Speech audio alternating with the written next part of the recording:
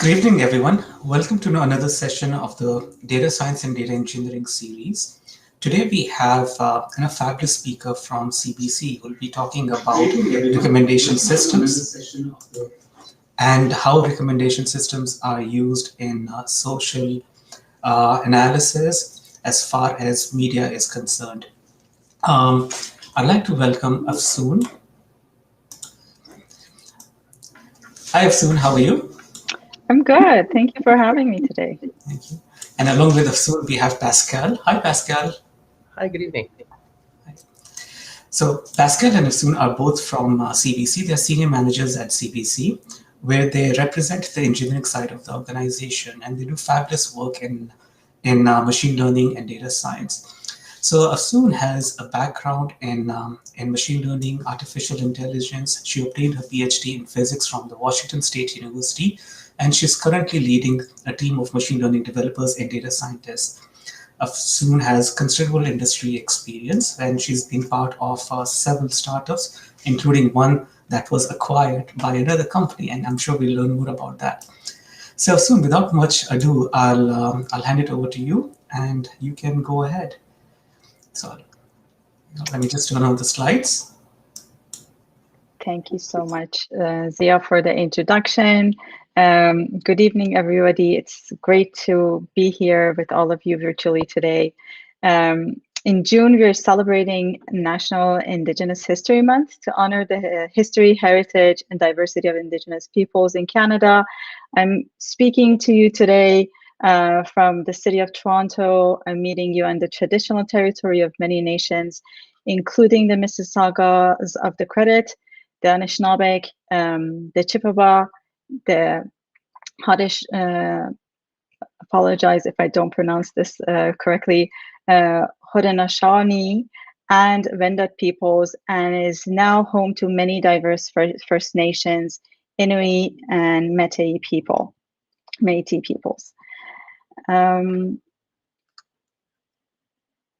As Zia mentioned, my name is Afsoon. My pronouns are she and her, and my new pandemic hobby is baking. I've been always interested in baking, but spending major part of this year in lockdown, it provided us a great opportunity to experiment with a lot of different recipes. And as of yesterday, I'm fully vaccinated, so I'm looking forward to get out of the lockdown and getting to a more normal life. Today I'm going to talk a little bit about machine learning and data science in media company, and specifically in CBC. And this is kind of the outline of what I'm going to be talking about. And with the disclaimer of whatever I'm saying here today is my personal views. My talk has mainly three different parts. I'm going to talk and give an overview of media ecosystem in general, the media universe. And then I'm going to shift towards some of the interesting problems that we are faced in media industry that can be solved by using data, some of the challenges, some of the metrics we are focusing on, and touch on some of the solutions that are already in the market, the products that are currently being used in media companies, and go more in depth a little bit about the recommender systems we're using at CBC.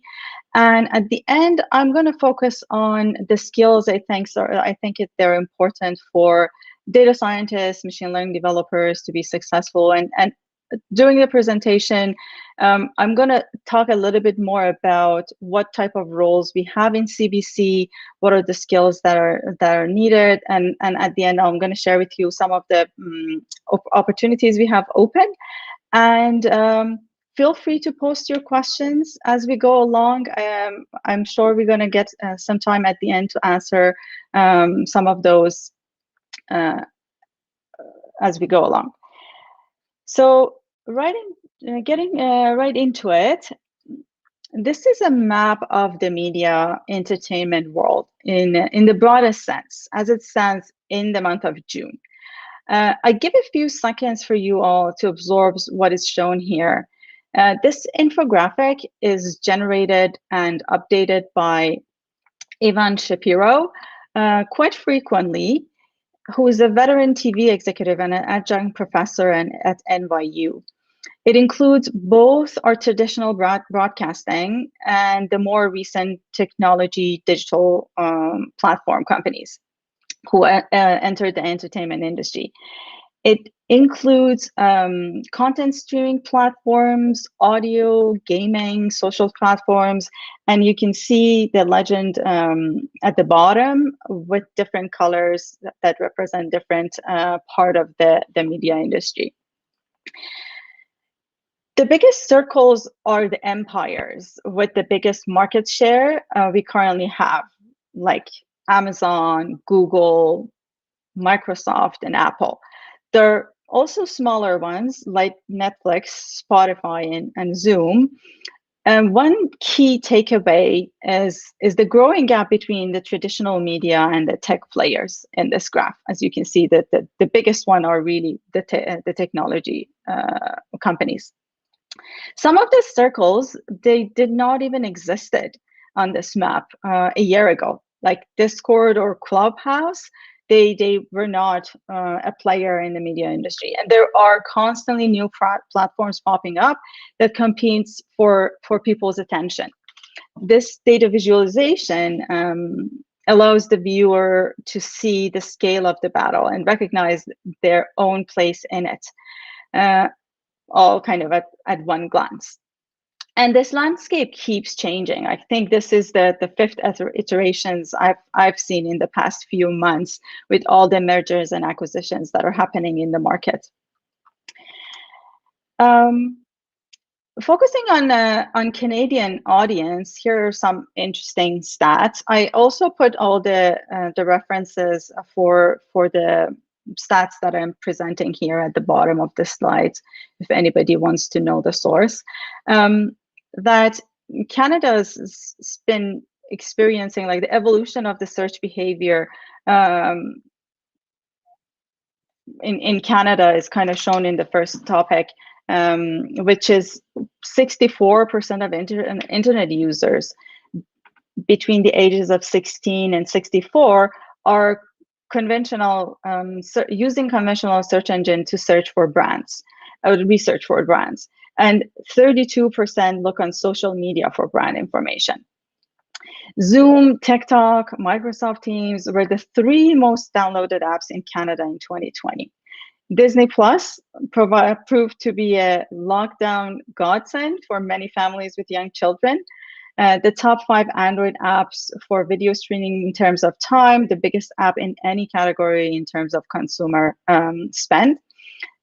And the most popular smartphone games in 2020 were amongst us and Pokemon Go in terms of monthly active users.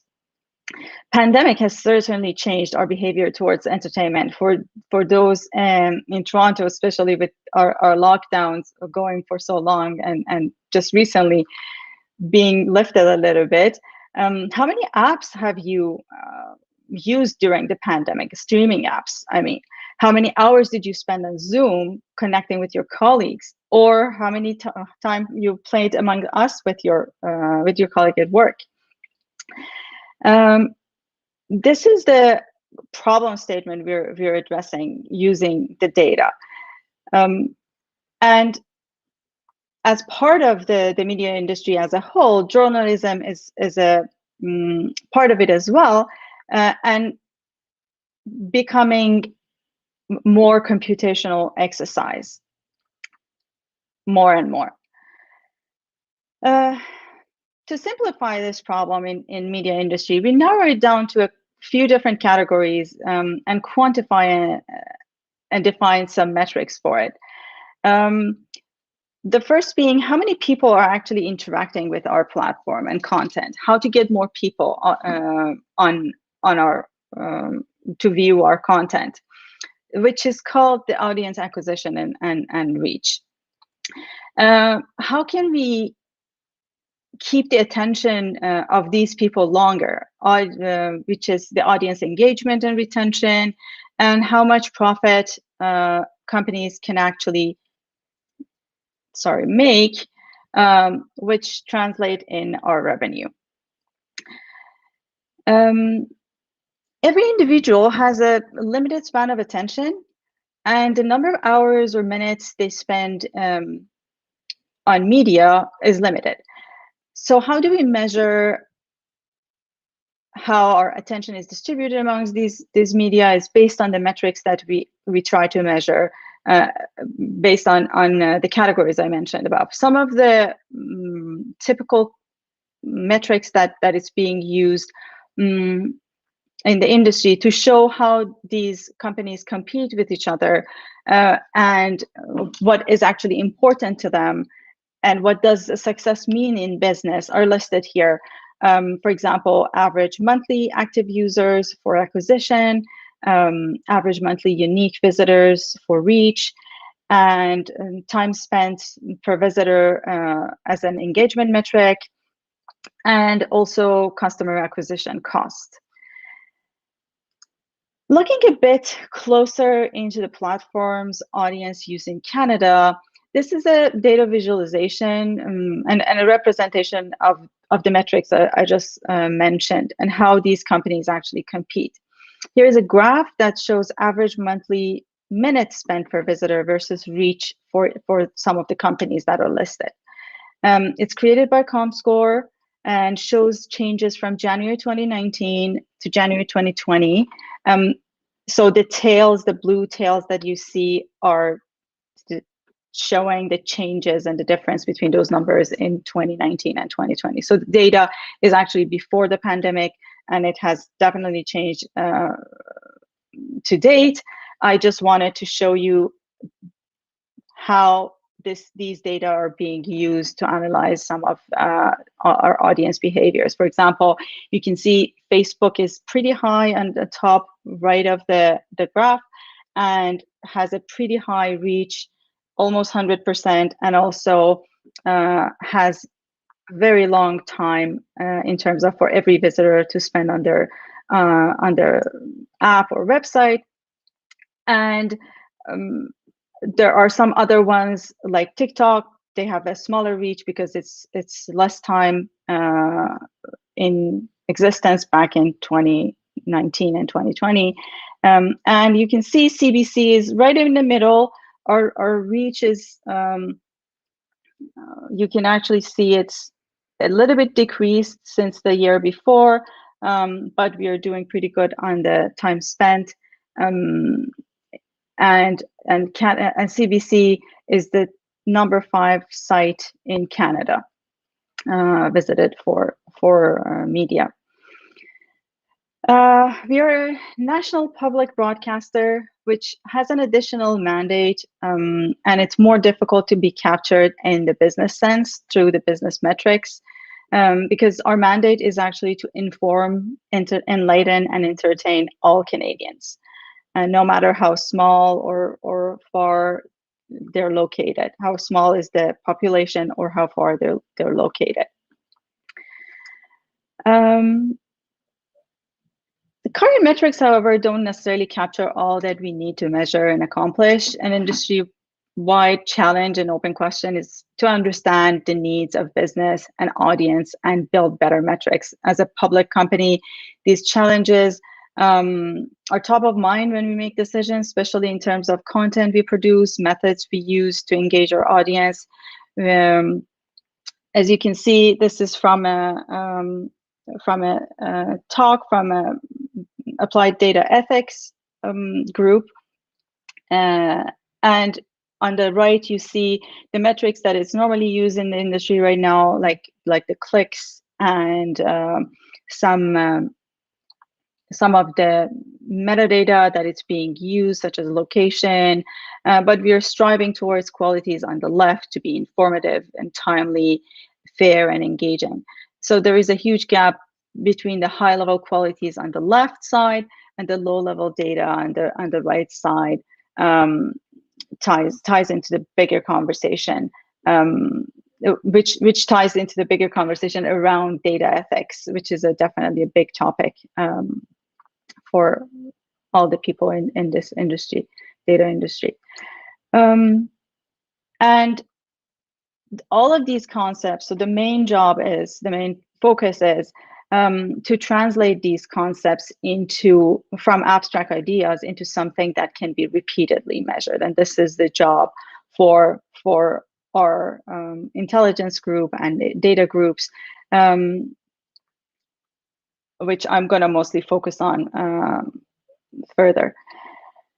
And how do we use the data that we have? Because our user interacts with our platforms fairly regularly. Media companies have a wealth of data about their users and about their interactions with their content. How do we use this data? We build products with them. Broadcasters traditionally only focus on content. With the emergence of digital entertainment, the platforms we use and how the audience are interacting with it is becoming much bigger factor, as you could see in that first slide that I showed. The best way to kind of show that, I have a quote from Jeremy Toman, VP Product, Warner Media, which describes this the best. He said, "Content is king, but product is queen." With products, we build great experiences using data in addition to many measurement tools. Which products are we talking about? There are a variety of machine learning products to create intelligence. I'm going to touch on a few of them here tonight. The first ones are analytics tools, common with many e-commerce SaaS companies. These tools and dashboards are targeted at understanding the performance of content and our audience's behavior. They primarily used unsupervised machine learning, clustering, segmentation to analyze data and identify patterns and trends to uncover hidden insights. For journalists, it can tell them how to better create the content that audience needs. These audience analytics dashboards are heavily used in audience acquisition, mainly in digital marketing, that allows advertisers maximize on ad development and placement, which contributes to media companies' revenue. These also provide senior executives with insights in data-driven decision-making, defining new strategies. And they're focused on collecting data and metadata, storing them, cleaning them, and visualizing them and building different dashboards for many different use cases. Some of these dashboards are readily available from third-party vendors, but also based on the needs of the company, we can develop in-house data lakes and dashboards to serve specific purposes. At CBC, we use a combination of first-party and third-party data, as well as internal platforms and vendor tools to analyze our data.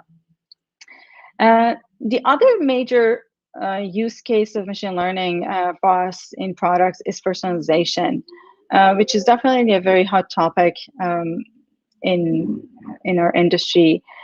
And basically, it's an important tool to increase engagement. The engagement is closely aligned with both the product and the business goal, because a system which produces no engagement is a system with that nobody actually uses. It creates that feedback loop. And the more engagement, the richer the data, the better content, and our content to be more tailored towards our audience. We can create these personalized experiences in any context. So this is a snapshot of our GEM platform, which is our video streaming service. And this is a good example of the use of recommender system. Video streaming services are in general a good example compared to cable systems. Before, we were really limited to whatever is now playing on the channel or the bundle of them. Video streaming services carry videos from broader catalog, appealing to wider demographics and taste, and also includes the niche titles. But what to watch, when to watch, and where to watch it, humans are surprisingly bad at choosing between many options and quickly getting overwhelmed and choosing none of them, or making poor choices. Um, a good example is Netflix, who pioneered in machine learning to create that personalized experience, especially for development of recommender systems, which, depending on our use case, we use variations of that, different kind of recommender system, but for the same type of purpose. Today, recommender systems use many different kind of user behaviors to determine what to show to each user, and basically they are an information filtering system that tries to predict user preferences. It helps users find and discovers items they may like, rather than trying to create one feed algorithm that fits everybody. And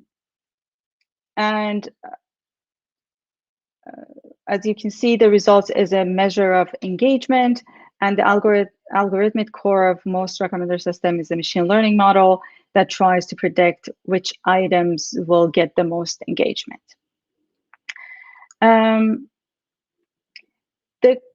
That core commonly is based on supervised learning, and a few type of recommender system are listed here. They all have their own benefits and drawbacks. For example, content filtering tries to predict items that a user may like by using past items that a user interacted with, such as viewing an item, liking it, or loading it, or watching a video. For example, Amazon, if you've viewed a toaster, then it keeps recommending you the toaster, which is exactly the similar item.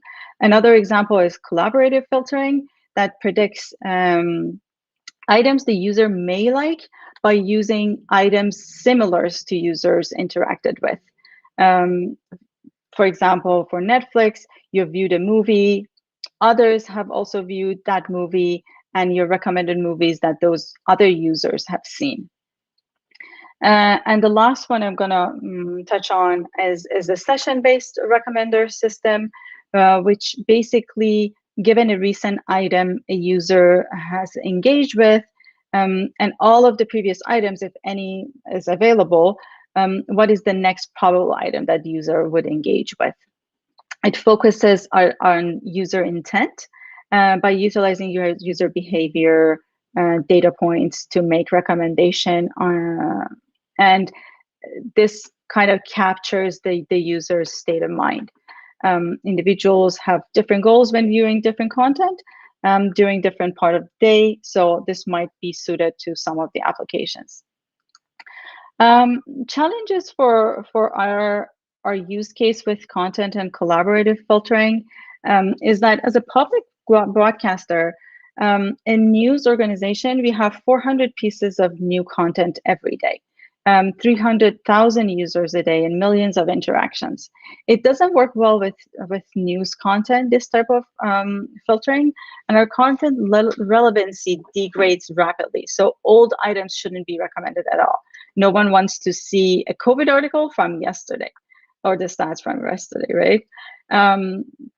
It also have the tendency to create filter bubbles or echo chambers. It reaffirms your biases. It recommends you more of the same thing that you have already viewed or liked. And also another drawback is that the user tastes might change. So if you rely on only the previous things that you've liked, this might not give you a good experience if you recommend the same things.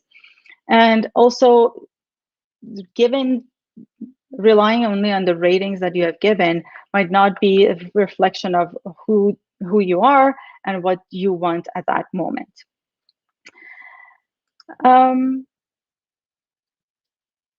So the potential harmful effects of optimizing for engagement is big. When it comes to news, from the promotion of the conspiracy theories to increased political polarization, and to addictive behavior. The trust of all Canadians really matter to us. We are also bound to journalistic standards and practices, so our recommender system rules are more nuanced. And to circumvent this, we make specific algorithmic choices and are very thoughtful in how we use data. We're using a deep learning algorithm, namely recurrent neural network, which encapsulates sequential data and allows us to make prediction on behavioral signals. The algorithm reflects how people are interacting with the CBC, and predictions are in real time. And the recommendations generated are session-based and content agnostics for our news article. Our recommended for you section, for example, the algorithm for that construct a model of complex behavior. We can then use the model to simulate future behavior.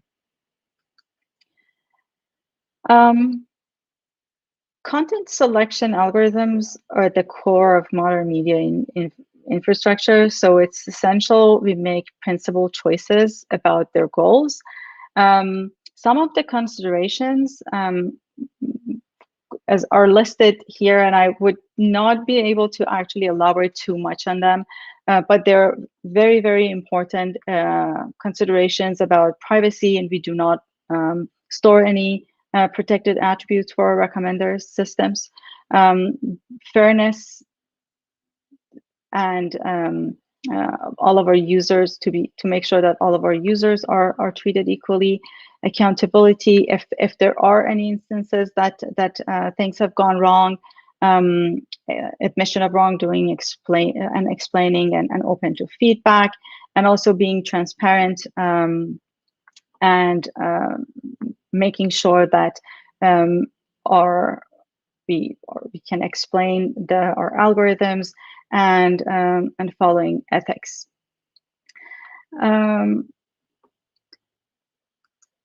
So I want to spend a little bit of time on explaining how we actually built all of these products, and we built them in our cross-functional product teams.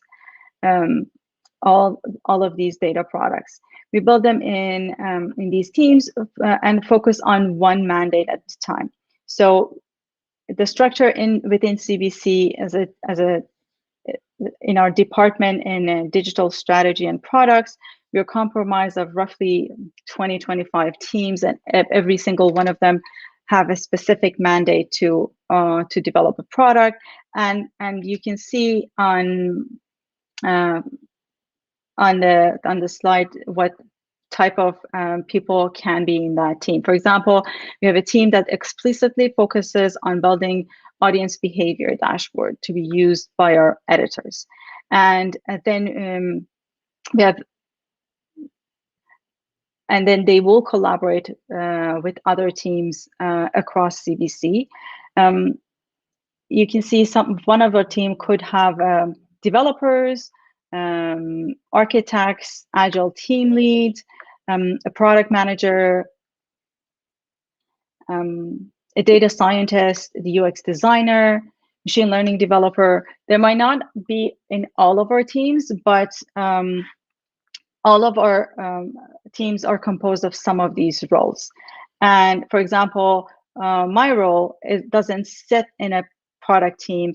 My role as a senior manager of machine learning, I work closely with a couple of different teams, and I'm the hiring manager for a lot of these machine learning developers and data scientists, and support these teams and individuals to help them move towards their specific mandates. One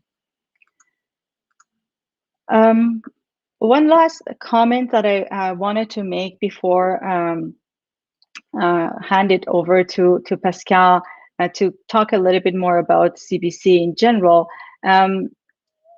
is how to be actually a successful, how to build your successful career in data science, specifically in CBC.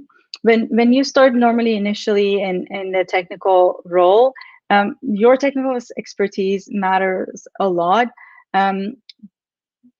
But also in CBC, we value learning, collaboration, and improvement a lot.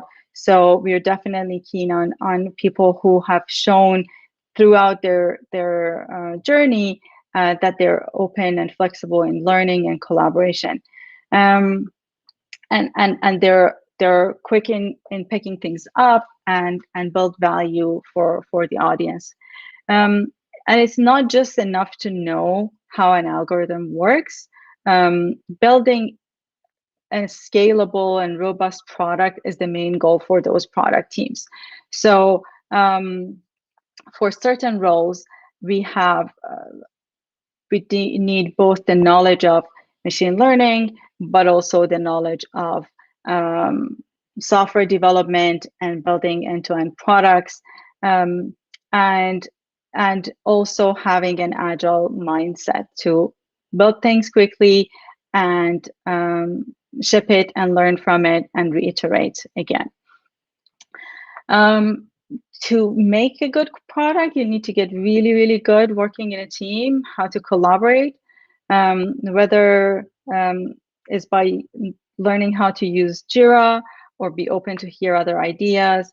We have many people with many different backgrounds that bring a lot of value to our teams.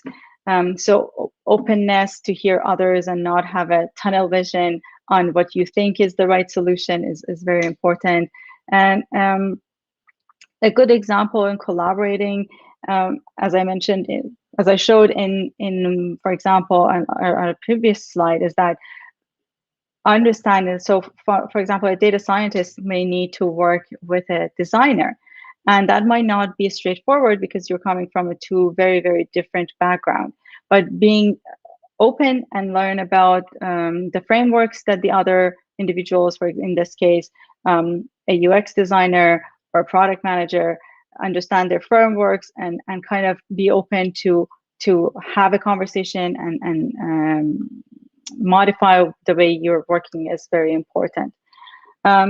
So the foundation is definitely technical expertise, but as you become a bit more senior, the collaboration becomes really, really valuable. And as a data scientist, having a good understanding of the business value is the ultimate goal. And being able to communicate in the business language is very important, translating all those high-level objectives, which I talked about, from different metrics of a low-level metrics to actual business needs that matters to the executives or editors or journalists. It becomes more and more important as you move along in your career. I've seen many examples of technologists that start building something because they think that is the right solution before really talking to the people that they're building the products for. And this is also the skills that's hard to master. It will take time.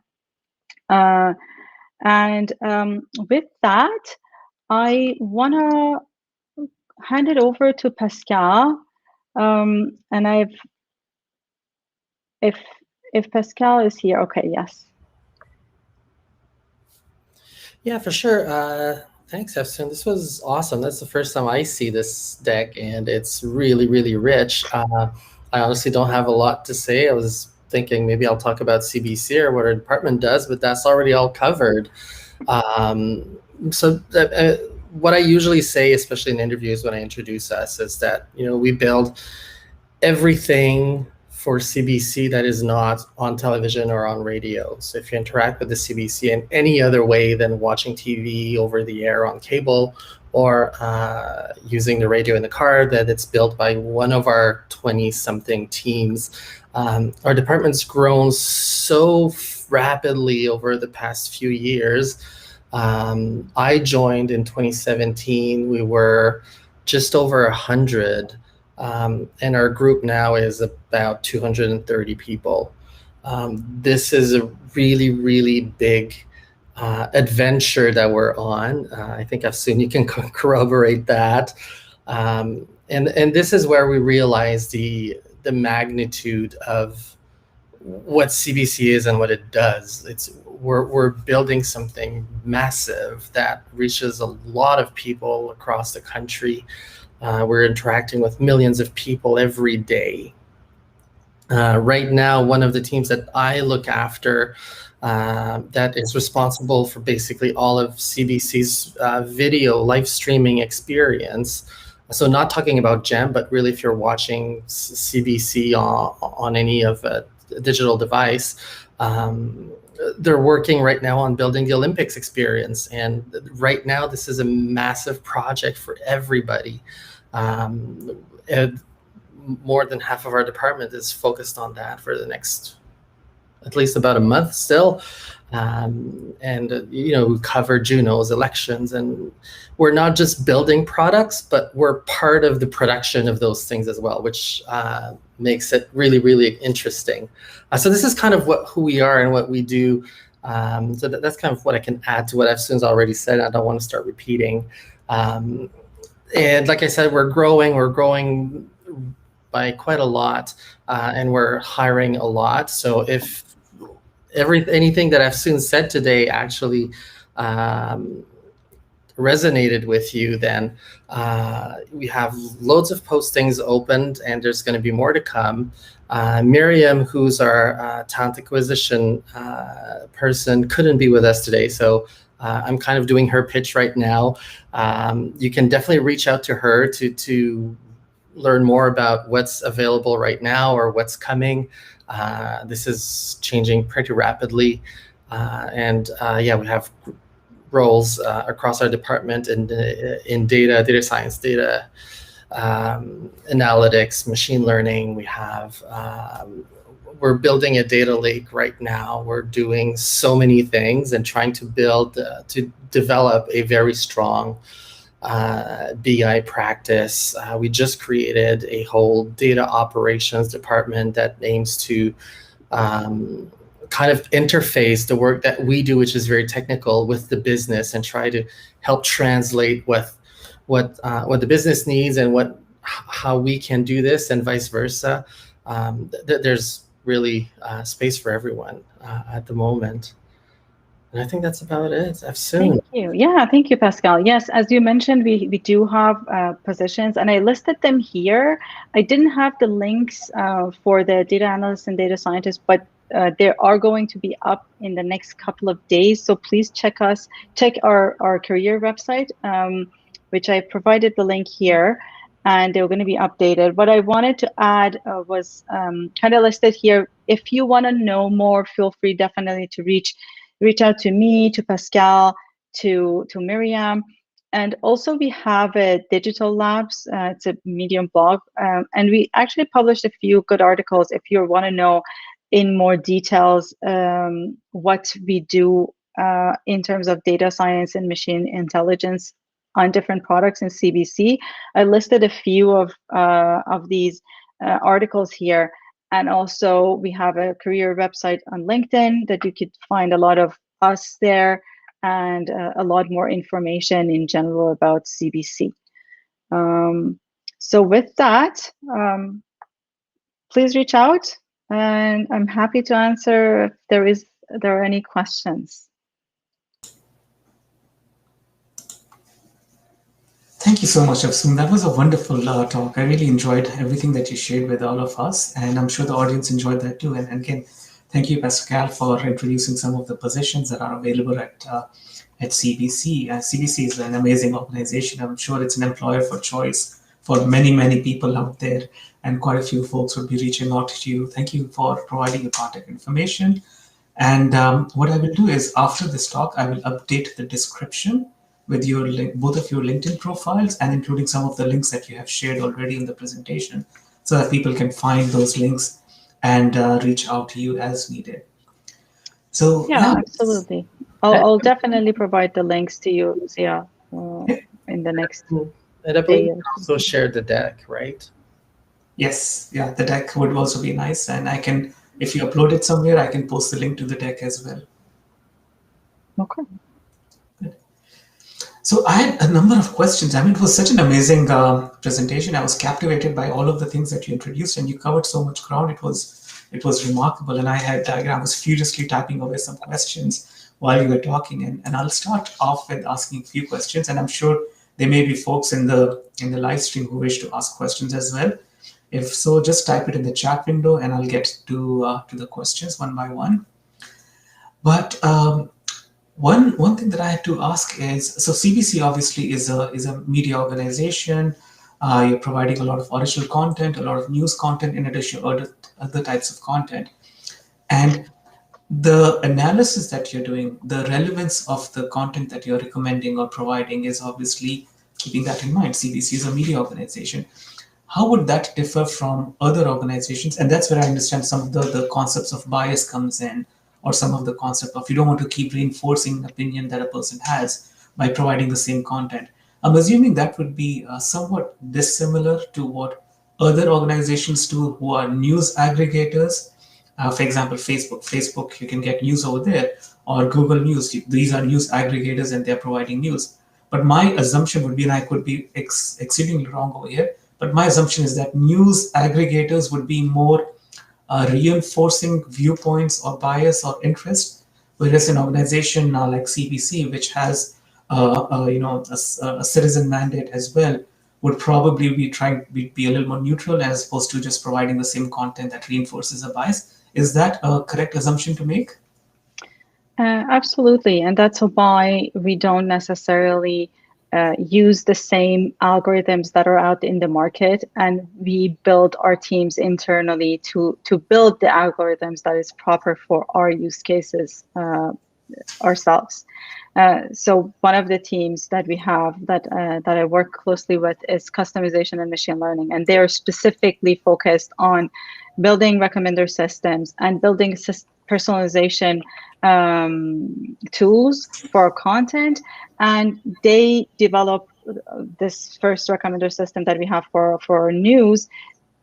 But also as Pascal mentioned, our content is not limited to news. So we have different products, such as our Listen web and app that focuses on our audio content that we have, including radio and podcast. So the recommender system for those are very, very different. The type of modeling that we use are very different for those content. And also on GEM, you want to have some similar things. So like you want your platform to understand a little bit what are your interests and preferences, so that it doesn't recommend really something out there.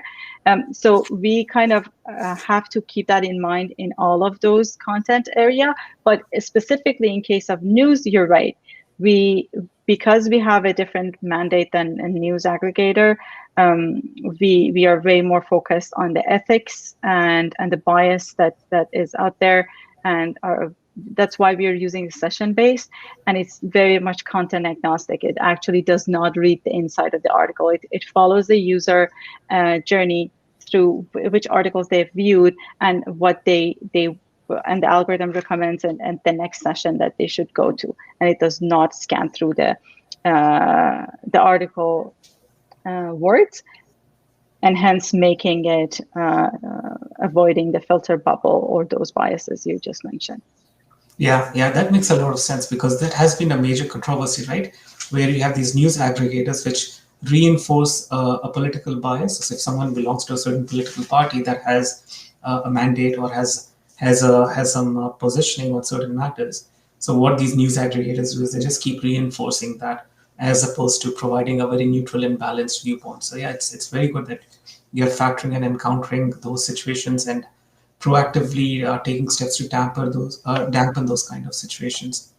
Thank you. We have another question in the chat window. So let me just pull that up. So the question is, any research or applications for attention, managing attention or focus mechanisms? In terms of news, again, not really. The way our teams work is they stay up to date with the industry trends and updates, but we would like to increase the engagement of our audience, but not necessarily manipulate the attention per se. And I might not have understood the question right, but when we are talking about the attention and focus, because in my previous world, we were developing algorithms based on computer vision that really focuses audience's attention to a specific area of the display, and those are really helpful for ad targeting and marketing per se, but that's not the focus of our research and our product development at the moment. I think you understood the question correctly. That's how I took it as well, that because we are often bombarded with a lot of information and it's easy to get distracted while you're reading an article, while you're reading a podcast. So how to make sure that the person's attention stays on that podcast or that video or the news article, as opposed to be distracted by the message that has come or something else that has come in the news stream. So yeah, that is a very good question, and it's good to know that these are things that you are conscious about. Yeah, so our focus is actually to make sure that our audience can see and discover those new news articles that might be relevant to their needs. Like if everybody's following COVID news, so to make sure that the right article is surfaced, for example, for the right region that you're living in, and other interests that you might have. So we surface those for you. Okay. A question that I had is, and this is very typical of recommender systems, is the cold start problem, where an individual, for example, if I go to CPC and this is the first time I've engaged with that platform or the network of platforms which CBC manages and maintains. So CBC would have no personal data on me. They would not know what I like, what I dislike, the preferences that I have, the kind of news articles that I would like to read. So how would the recommender system that you're building handle the cold start problem? That's a good question, and I don't think there is definitely the right answer to it. So it's an open question. I'm not sure exactly how we are addressing it right now, but I could refer you to people who can answer it. Yeah. Okay. No, yeah, you're right about that. That's a very challenging problem to solve, because if you have no history of an individual, how do you go and provide a recommendation? And you don't even have any demographic of that information, the age and the gender.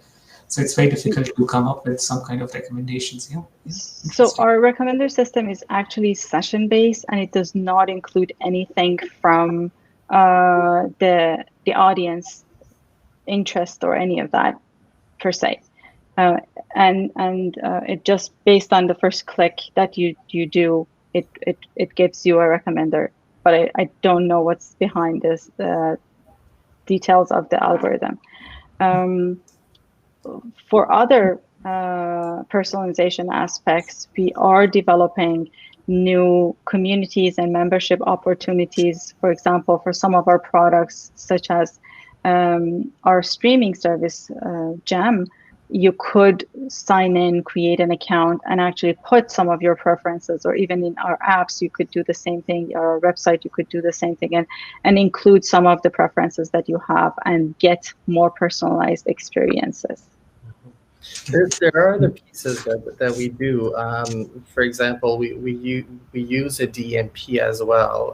That's a data management platform that's used to segment audiences. It's still anonymous data, so Zia, we don't know that you're Zia, but we know that you're male, that you live in the GTA, and so on. And that allows us to do a different type of recommendation. That's the type of system that's used a lot on the market for doing ads targeting. That's part of what we do. We have to sell ads as well. But we've also flipped this around and explored ways to leverage our own content with this and see how can we use this to recommend content as well in a different way than what the systems that Afsoon described today. So that there's a bunch of experiments that we're doing, and actually if you go to cbc.ca and open the big menu, you'll see that there's a link to something called My CBC, and that's all experiments that we're running with audience segments right now. Then you can kind of play around with this and see what you can get out of the content with that. And we're also exploring a CDP right now. So I think that's customer data platform, I think. Customer data platform, right? yes. So that's where people would actually volunteer their data, like sign up, create an account, and for some sort of a premium experience or things like this. That's brand new. That's not something that we've done before. That there's a little bit of that with Gem, but there's value in this, and we'll see where that goes. That's good. We have further questions in the chat as well, so I'll just pull one up around the kind of experience that is required. So the idea is if someone wants to enter into this space, or for that matter, enter into the media industry as a data scientist, so what kind of tips, suggestions, recommendations would you, and open intended, what kind of recommendations would you give in order to gain the necessary experience, gain the type of, perform different kinds of projects? Are they Kaggle projects that they could do? Are there data sets that are out there that we could leverage and demonstrate the relevant experience that is media specific, but also maybe, shows an understanding of recommendation systems, because recommendation systems are across many different industries? That's an excellent question, and I think the same person had a follow-up on the experiences and projects as well. And it depends on the type of roles. So I actually listed a few different ones, and for each one is a little bit different. For example, I'm hiring right now for a full stack developer who does data visualization. So for this specific role, you don't necessarily have to be a data scientist, but you should be a developer who are really passionate about visualization, and if you can access some of these public data, and it does not have to be at all relevant to media. It could be a health data that you can find your hands on. But if you can just do the visualization and have it on your GitHub or have a website that people could go to, that would be like definitely an awesome thing on your resume. And you can start small. It doesn't have to be too complicated, just to showcase the experiences that you have. For other roles like data scientist, again, having some sort of projects done before, and whether you explain that in your resume as a high level, or you provide links to it that we can go and take a look to see what type of insights you have taken out of all the data that you have, and how did you actually clean your data, how did you analyze your data.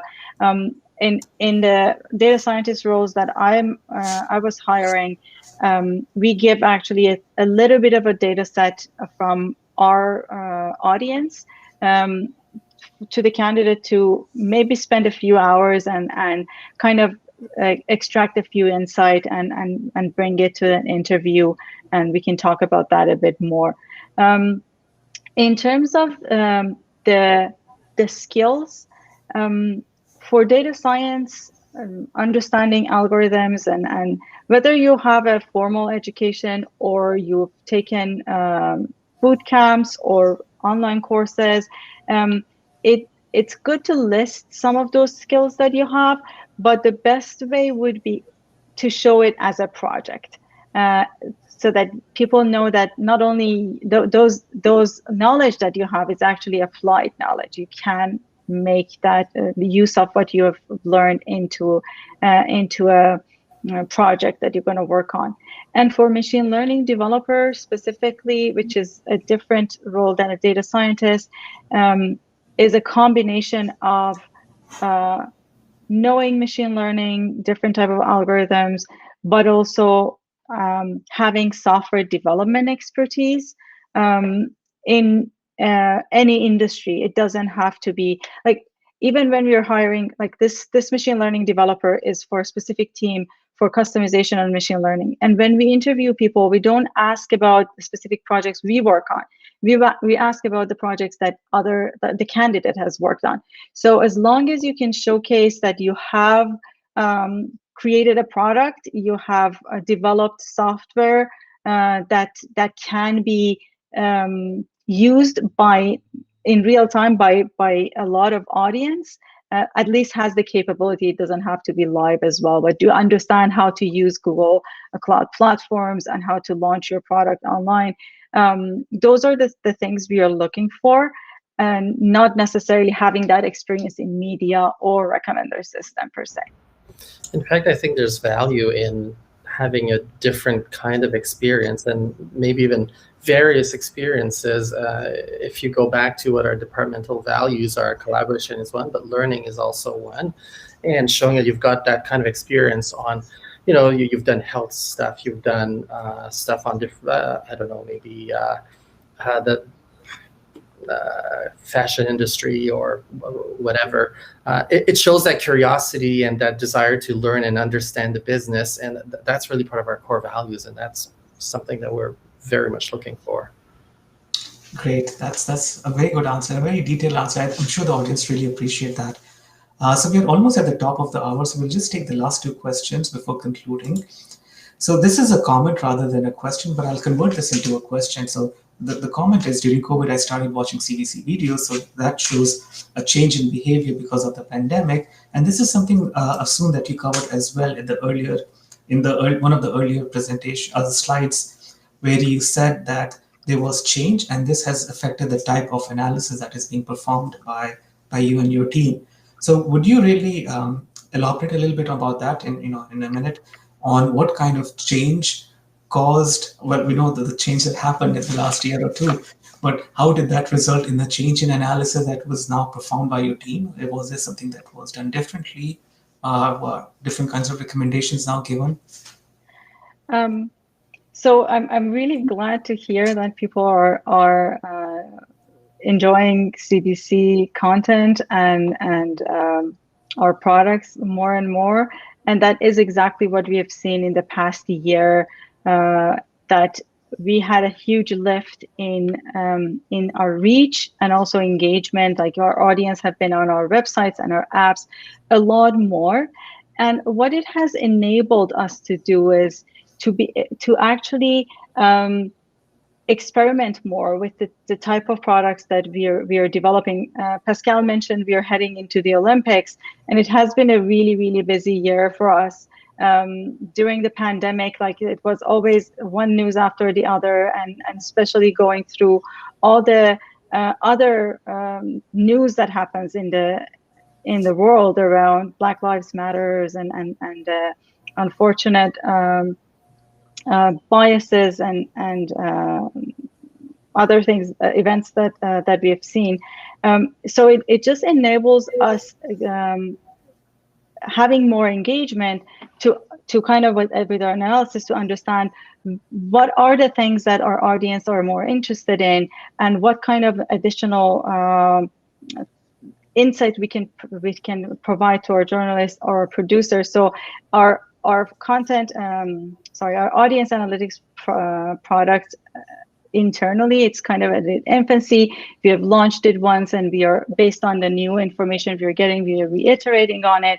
And we have launched a lot of personalization experiments on our website, and ability to do A/B testing gives us the better insight to provide a better product for our audience. Okay, that's a great answer too. Yeah, and I can confirm that I also have started watching CBC a lot more in the last 18 months than I had before, just because now there's a lot more local content that I'm interested in, lots of things which are happening in Toronto and obviously in Canada that is of particular interest, as opposed to generally being acquainted by global events and global trends which are happening. So yes, CBC has been a major source for me for news in the last 12 to 14 months. Okay, so the last question that I have is around recommendations. So, recommendations, are they restricted to restrained to a certain content type, or could the news, so in terms of category of recommendations, would you be going beyond a category, or would you be just staying within a category? For example, news articles would just lead to news articles. That's a great question, because the answer is both yes and no. So far, we have developed recommender systems specifically to the content type. As I mentioned, the need for recommender system for a news article is very, very different. For example, for a podcast or a movie recommender, and we do have developed separate recommender system for each one. And the one I mentioned in the presentation was the session-based one that is focused on the news article. But and we are experimenting with other models for our podcast recommender, and our also video recommender can be a bit more collaborative filtering as well. However, the other way to look at it is because as a CBC, as a digital organization, we serve all of our audience, and we want them to kind of take advantage of all the type of products that we have. We are now exploring a lot more how we can create the experience, the unified experience for our audience, going from for example, reading an article to watching a movie or listening to podcasts. So we are actually researching actively around ways to develop recommender systems that can recommend multiple type of content to our users. Okay, that's a great answer. Yeah, I really appreciate that. So with that, let's conclude. I had a parting comment to share as well. So, thank you, Afsoon and Pascal. And Pascal, people are a big fan of your background. We'll give you a 10 out of 10 in terms of decor and in terms of background. Thank you. Yeah, thank you. It was lovely having both of you at the data science and data engineering series. And we will share all of the links in the description, including the link to the presentation. Thank you, Afsoon, and thank you, Pascal, for being part of this today's session. Thank you. Thank you very much, Zia. Thank you. Stay safe. Bye, everyone. Thanks for joining us on this live session. Bye.